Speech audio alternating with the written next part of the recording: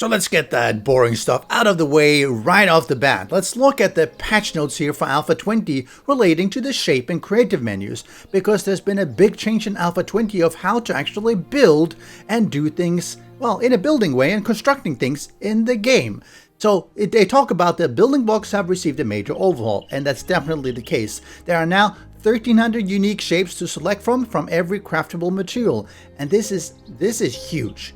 If you've been building previously, you know there's been all these shapes, and you just look around. It's like that. Can you make this one? No. Could you make this one? No. Could you make this one? No. Could you make this one? Actually, you could. This one. Could you make this one? No, you definitely could. You could make. Ew. No, I wasn't scared there. I wasn't surprised. Could you make the ladder? Yes, you could make a ladder, but you couldn't make a broken ladder like that. So that's been a major change in the game. And I mentioned frames, wood, cobblestone, concrete, and steel. We go into our inventory and we type in shapes. We can see the different here. Frame shapes are actually the most important one, and I'll go through using those first. But then we also have wood, straight to wood. We have straight to cobblestone, straight to concrete, and straight to steel. How are they different? Well, if we put down the first one, this is the frame. We have the wood, cobble, concrete, and steel. Looks pretty good, right? Looks pretty standard here. These ones are just blocks. The first one is the frame shape that you actually can pick up after you place it down. So this is really the basic building block, which is equivalent to the frame shapes that we had previously, which is basically this cube frame.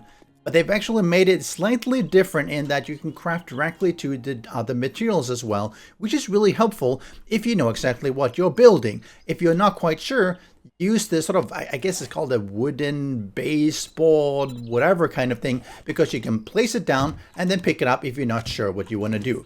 All of them, however, share the same characteristic that if you hold R, you'll get this radial menu where you can hit the shapes.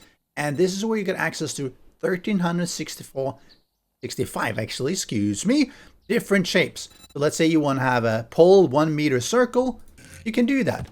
And you can actually do that for all the other ones. Let's say I want to have that for my wood, not a problem, can do that. What about my concrete? Same thing. If you notice, it's actually in the exact same location. So they're really easy to locate once you've actually determined where they are.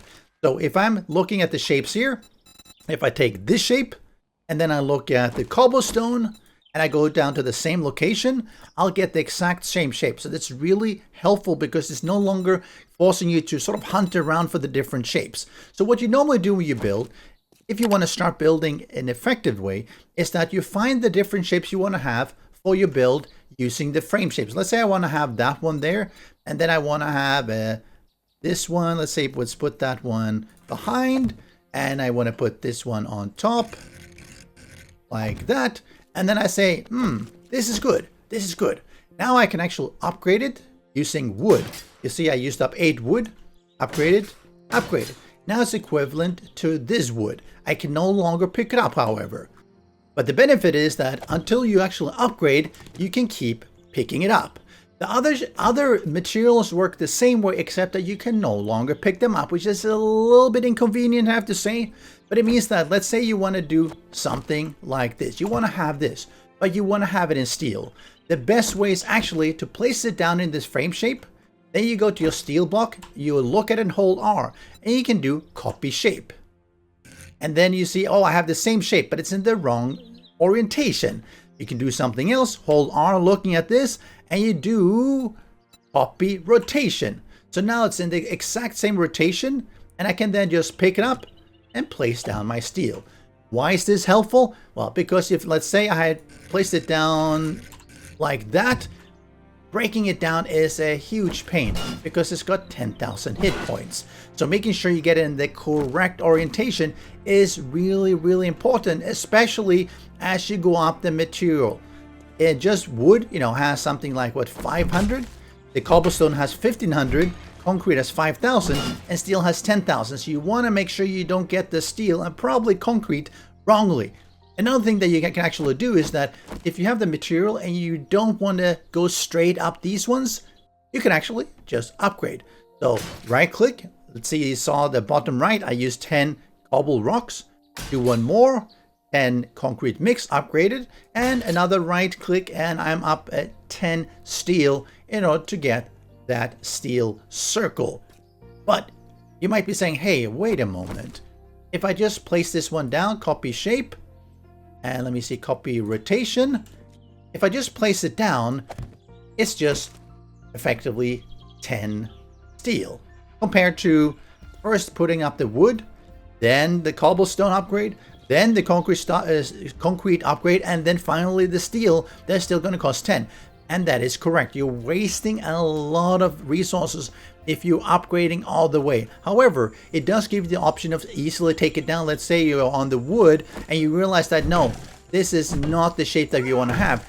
Taking this one out is a lot easier than taking out, for instance, your concrete, assuming you get it wrong. So either you upgrade from the scratch and use a lot more material, or you're trying to match with a correct shape that you have. You copy the shape, copy the rotation, pick up and put down. But if you do get something wrong, you do risk standing here for a while as you have to mine it out again.